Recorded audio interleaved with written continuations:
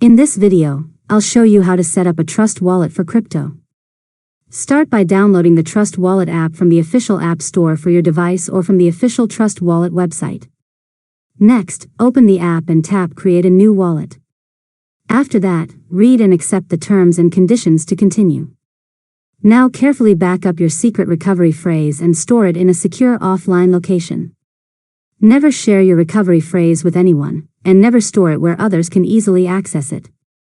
Next, complete the verification process by selecting the recovery phrase words in the correct order if prompted. After that, finish creating your wallet and wait for the setup to complete. Now explore the wallet dashboard, where you can view supported cryptocurrencies and manage your digital assets.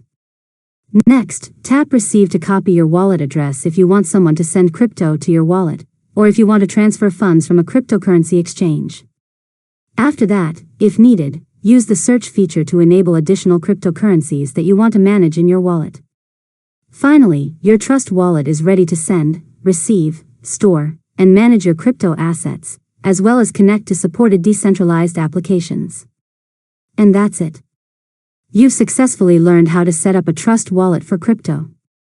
If you found this tutorial helpful, make sure to subscribe to Learn Mode Lab for more tutorials.